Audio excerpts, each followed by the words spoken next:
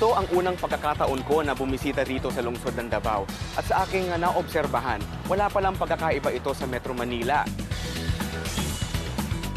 Ngunit hindi talaga sa syudad na ito ang pakay ng aking paglalakbay. Samahan niyo ako sa aking pagbisita sa isang isla na malapit dito sa lungsod ng Davao. At ito ang isla ng Samal.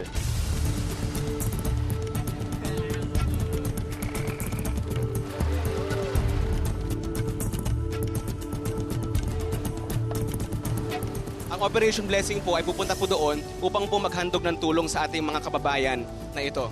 Samahan niyo po kami.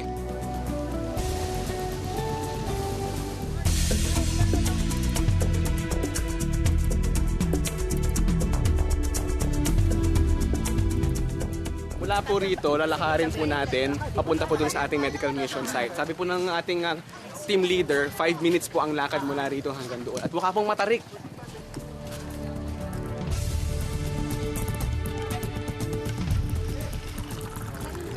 Ay sabi nila, 5-minute walk lang daw. Mukhang hindi 5 minutes yun, mukhang 5 miles. Ilakad, 5 miles.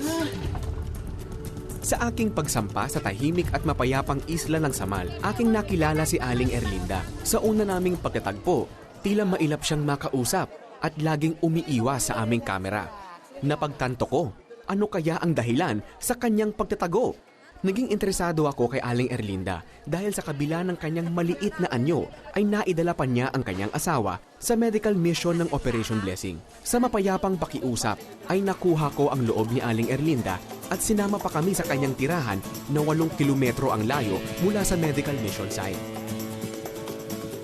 Pagdating namin sa kanilang tirahan, tumambad sa amin ang kubong tinitirhan ng mag-asawa na tila tama lang para sa kanila. Kawaton man namay akong radyong gamay, kawaton man po.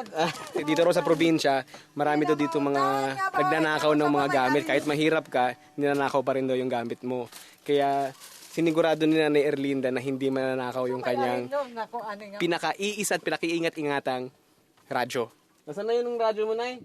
Naikwento rin sa akin ni Aling Erlinda kung paano niya tinanggap ang mga panunukso sa kanya nung bata pa siya. Sukog ko, ako gusto siyang pat yun. Anong ingnan ng ko ani nga, naingon di ko ani, anong ingnon man ko ninyo ani. Nga tao man ko, wa man ko ako'y nagbuot ani. Usahay akong targitog, sundang. Sa pagdaan ng panahon, ay nahulog ang loob ni Aling Erlinda sa manliligaw nito na si Mang Felix. Kaya siya may ngadto dito. Wa man ko magtuo nga wala ko ni siya. Kay usahay mo bawas man po ko usahay ni komedya nga ikaw pwede ay nang manguyab sa kung tiguwang naman ka. Tatayon talang ka. Di naglaon ay nagsama sila bilang mag-asawa. 55 years old ngayon si Aling Erlinda. Malayo ang agwat niya sa kanyang mister. Dahil 71 years old na ang edad ni Mang Felix at nang ma-stroke ito dahil sa high blood, si Aling Erlinda na lamang ang naghahanap buhay para sa asawa sa pamamagitan ng magbibenta ng banig. Ngunit sa araw ng pagbisita ko sa kanila, wala silang pagkain para sa hapunan at wala ring pera na pambili ng gamot sa asawang may high blood. Mapaperminti ba kay basig atakiho na po.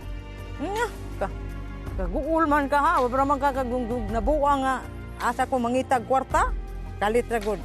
Ikaw maratol ka di magyud ka kahibaw-an og unsay imong buhat-buhaton. Sa tulong ng Operation Blessing ay nakatanggap si Aling Erlinda ng gamot para sa asawang may high blood.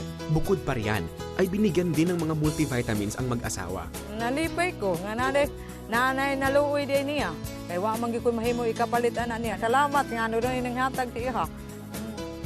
Tinanong ko muli si Aling Erlinda kung bakit siya umiiwas sa amin at ako'y napatango sa kanyang sinabi. Ba't kanina parang galit kayo sa akin? Yan na-hadlock man ko nimo. Baka raw ipakain na uli siya. Ang pananakot ng nanay niya, ipakain siya ng mumo. Kunin na raw sana siya. Waon ta ko. 17 anyos pagugpo. Mga shows. Yung mama niya, pinipigilan siya dahil baka ipakain raw siya ng mga ano doon sa Maynila. Sa maikling pag-uusap namin ni Aling Erlinda at ng kanyang asawang si Felix, aking napagtanto na wala sa panlabas na anyo ang sukatan ng pag-ibig, kundi sa pusong pinagtibay ng pagsubok at panahon. Ito si Binoy Sadia, ang inyong kakwentuhan.